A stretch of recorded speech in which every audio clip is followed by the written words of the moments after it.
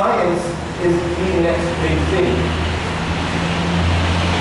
There is nothing in this world at this moment in time which is even close to comparing with science in terms of its progression. As a result of this, and as a result of the progression of science, religion is losing its identity. And I'm not talking about just science that happens in the laboratory or science which talks about physics, stars, moon, I'm talking about those social sciences which have corrupted our minds and are corrupting the minds of our children. Allah subhanahu wa ta'ala tells us in the Quran and says, قُلْ سِيرُوا فِي الْأَرْضِ ثُمَّ انظُرُوا كَيْفَ كَانَ عَاقِبَةُ الْمُكَذِّبِينَ.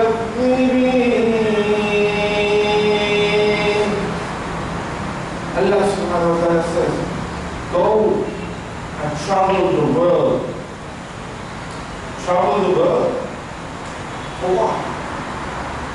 To search and seek and learn from those people who led a godless life before you came.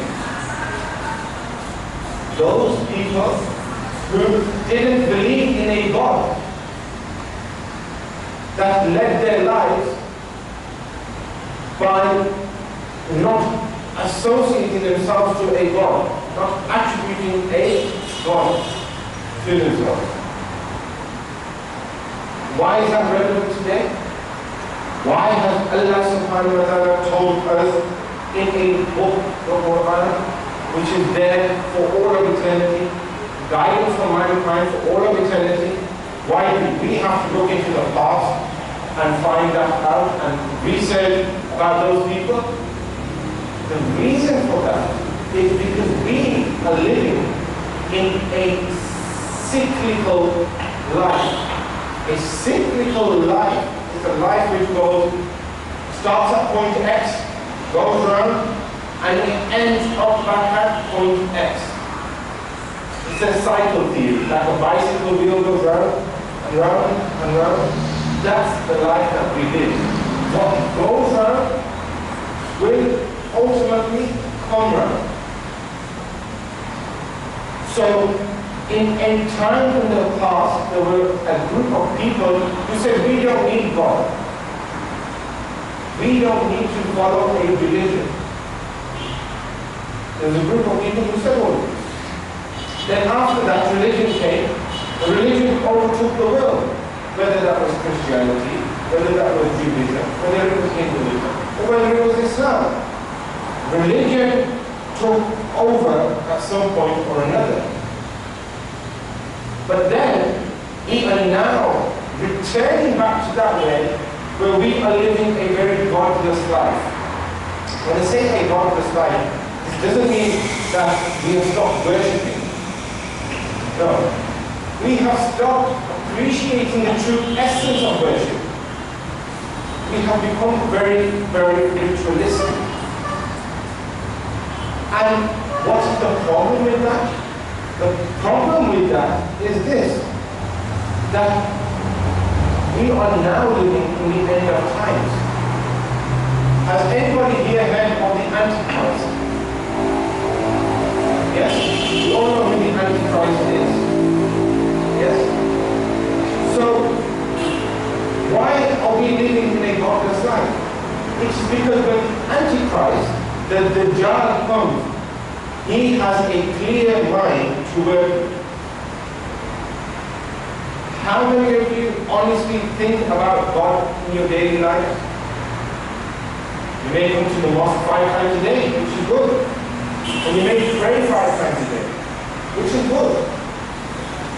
But how many of you actually adopt what religion has taught you into your daily lives?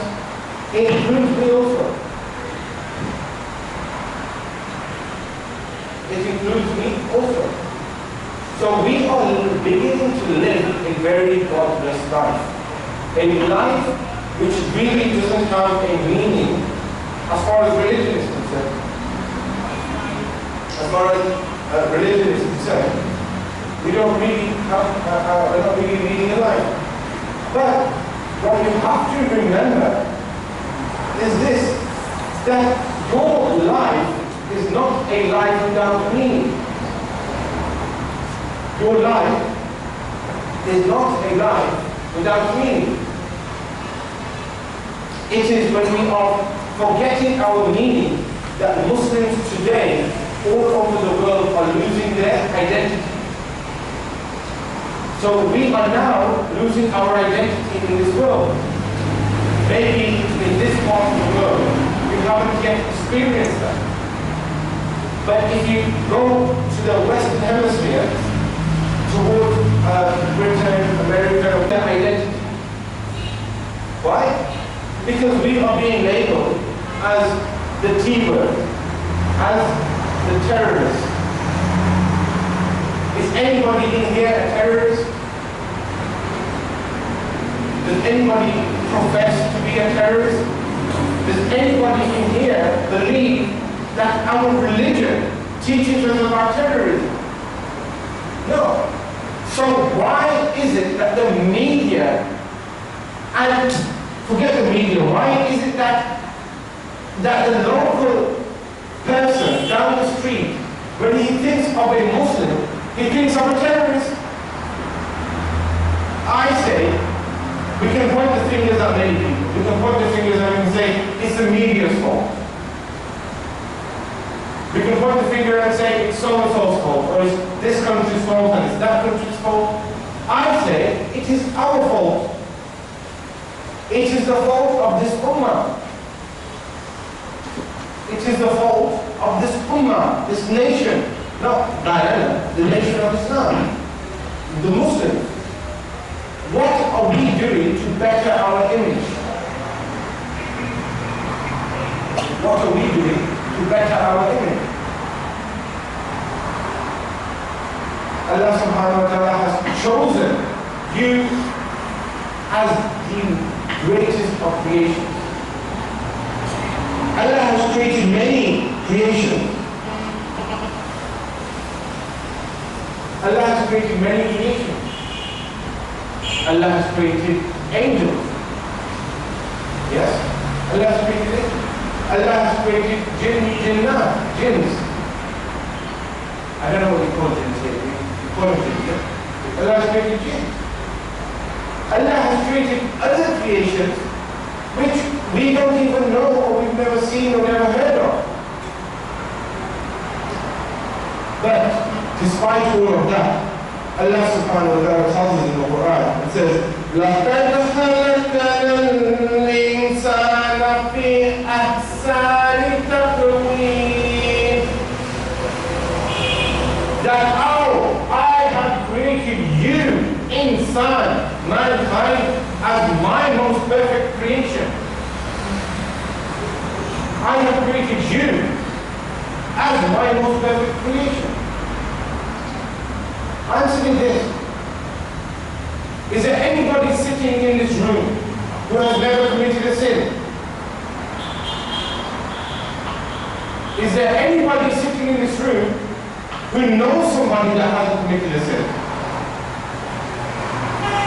Insan, by its very nature, mankind by its very nature will sin. Do angels sin? Have you ever heard that an angel has committed a sin? Yes. Yes. Allah subhanahu wa ta'ala has created and says, you are my best creation. How many of you have Apple iPhones? Just one. How many of you have mobile phones? You all have mobile phones, yeah. Samsung, iPhone, which one? iPhone. Tell me this. When Apple created the iPhone 4, They said that was the best iPhone they've ever created. Yeah. Everybody said fine. Then Apple created the iPhone 5. I said, this is the best iPhone ever created. Everybody said fine. Then Apple said, iPhone 6 is the best one we created. Everybody said fine. Didn't anybody argue with Apple and say, no, you're wrong? iPhone 3 is the best one.